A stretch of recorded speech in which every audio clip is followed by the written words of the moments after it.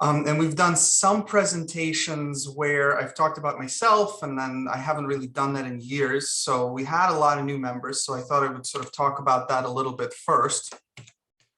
So about me, I was born in Latvia, came to the US in '95.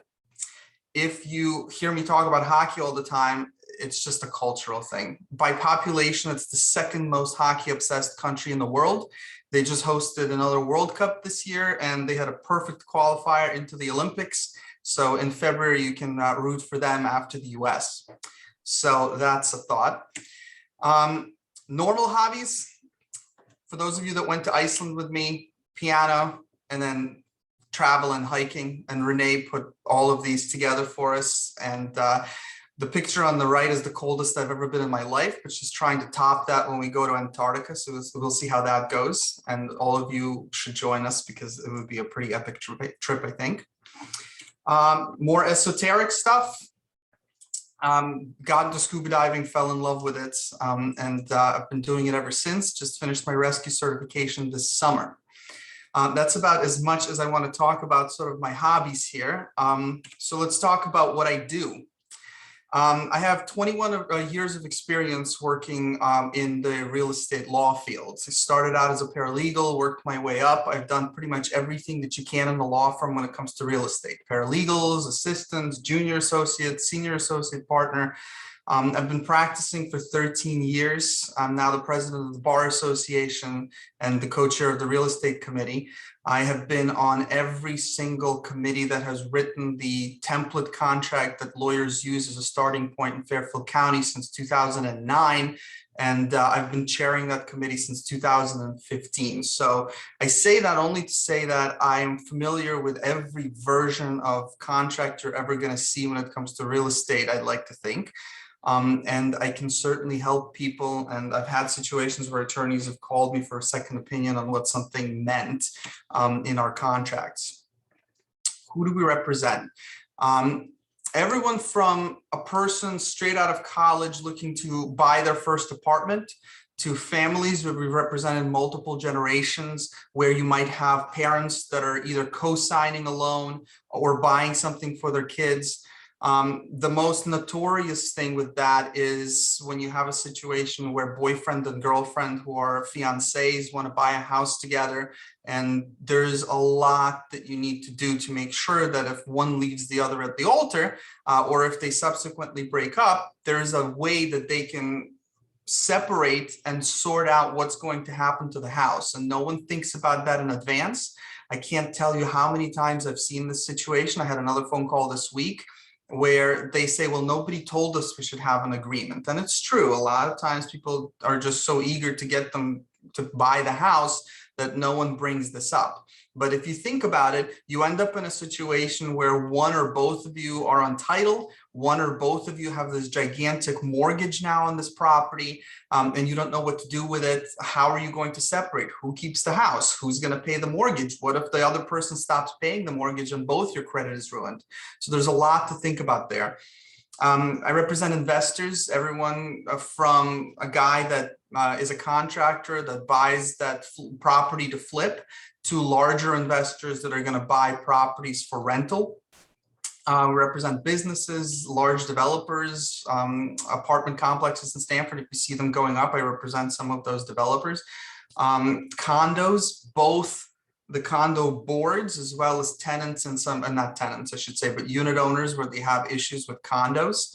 And nonprofits where they have space issues or leasing issues, or they want to buy a property that they're going to use as an office, or they're having some issues with their landlord. So it really covers the entire gamut. What do we do for them? We already talked about purchases and sales. We covered land acquisitions. We handle refinances, and we'll touch on that a little bit later as well.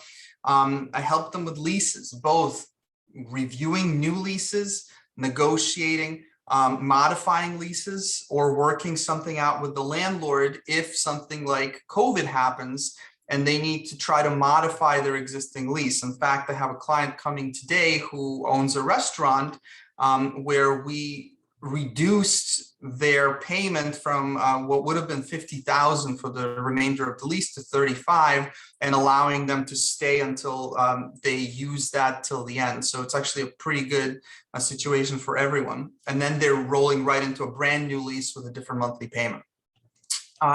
Land use and development issues. So people looking to do construction. We already talked about condo issues. Dispute between owners or neighbors. How do you like dealing with a neighbor who's constantly yelling at you because they think that your fence is in the wrong place, or there's some other issue? I can be the bad guy. You can say, listen, my lawyer said that I think your fence is in the wrong place. I don't really know about it. I don't, like any kind of hostility, but can we try to work this out? Can you talk to my lawyer? Do you have a lawyer that they could figure it out? At the end of the day, you still have to live with your neighbor for the next 20 years, and you don't want to be the point person for any kind of a conflict. We might be able to help with that. And then on the litigation side, anything related to real estate, from litigation between neighbors to the cases that are going to happen between those fiancés, where they now have to go to court to figure out what happens with the house, to eminent domain cases. We just settled one in Norwalk recently that was in the paper against the city of Norwalk on a commercial property. Anything that has anything to do with real estate when it comes to court or litigation, we can assist with that. My first year doing these presentations, Steve did one, and I always thought it was great that you walked away knowing something new. So I wanted to touch on that in the next 3 minutes that I have left. So here's the most common question that I get when it comes to title insurance. What is it? Do I really need to pay for it? My bank said I could save money by not buying it.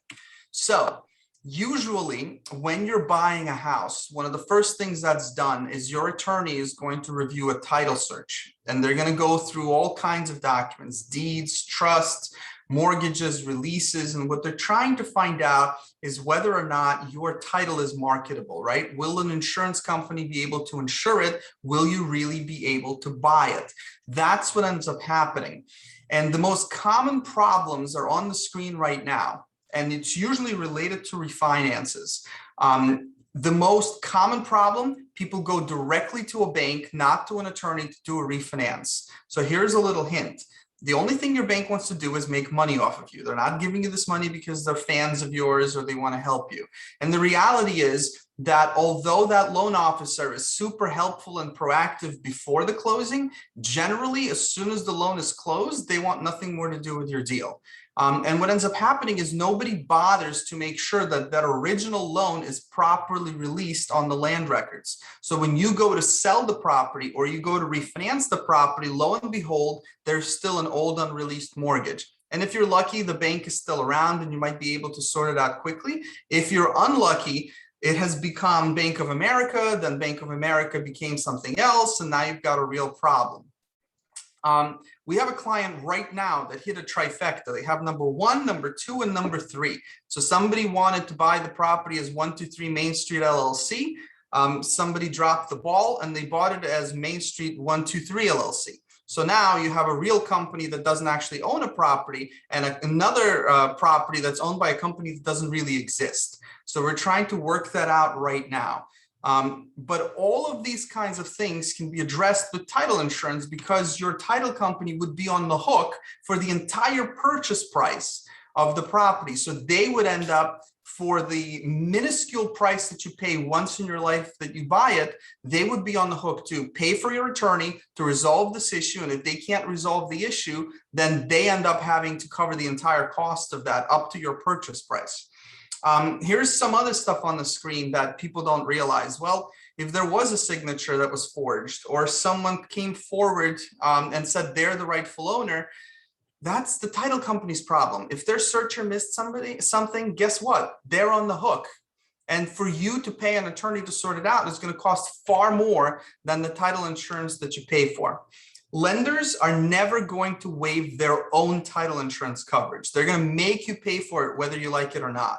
And in Connecticut, for a fraction more, you can have your own separate coverage. You pay for it once and it's there for the entire ownership of the property until you sell it. So that's a little quick tidbit on title insurance. I think I'm right about at 10 minutes. So if there's anything else you wanted to talk about when it comes to real estate, set up a one-on-one. I'd love to talk to you guys, or give me a call.